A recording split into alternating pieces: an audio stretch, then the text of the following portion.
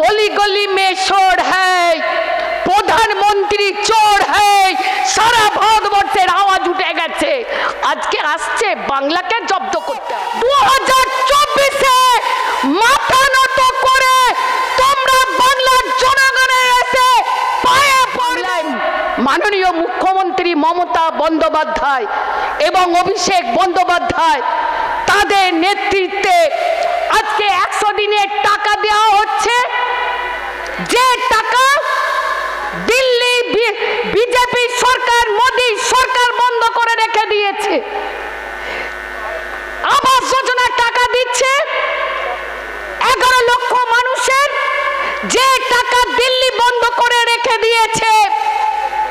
জেনে রাখুন, বাংলা কারুর কাছ থেকে, দিল্লির কাছ থেকে ভিক্ষা চাইবে না। 2024-এ মাথা নত করে তোমরা বাংলার জনগণের এসে পায়ে পড়বে, সেই দিকেই বাংলার জনগণ যাচ্ছে। তাই আমি বলবো, অনেক আসবে টাকার থলি নিয়ে, অলরেডি বেরিয়ে গেছে, যারা কাজ করে না। তৃণমূল কংগ্রেস বাড়ি বাড়ি যাবে কিসের জন্য? উন্নয়নের জন্য, উন্নয়নের বার্তা নিয়ে। আর বিজেপিরা কি যাবে? বিবাদের বার্তা নিয়ে।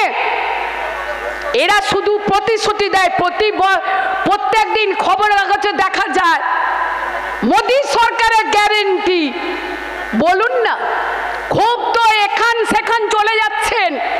মণিপুর বলুন, গুজরাট বলুন, উত্তরপ্রদেশ বলুন, সব থেকে বেশি যদি অত্যাচারিত হয়, ধর্ষিত হয়, সেটা হচ্ছে মণিপুর, সেটা হচ্ছে উত্তরপ্রদেশ।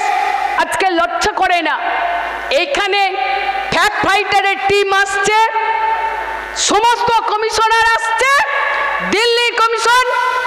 আজকে একবারও তো মণিপুরে যাচ্ছে না, উত্তরপ্রদেশ যাচ্ছে না। জেনে রাখো, যতই আসো, বাংলার প্রত্যেকটা ঘরে ঘরে মমতা বন্দ্যোপাধ্যায় পৌঁছে গেছে। আজকে আপনার পাশে কে? মমতা বন্দ্যোপাধ্যায়। আপনার পরিবারের পাশে কে? মমতা বন্দ্যোপাধ্যায়। আপনার সন্তানের পাশে কে? মমতা বন্দ্যোপাধ্যায়। আপনার সন্তানকে এগিয়ে নিয়ে যাচ্ছে কে? মমতা বন্দ্যোপাধ্যায়। সমাজের পাশে কে? মমতা বন্দ্যোপাধ্যায়। বাংলার জনগণের পাশে কে? মমতা বন্দ্যোপাধ্যায়।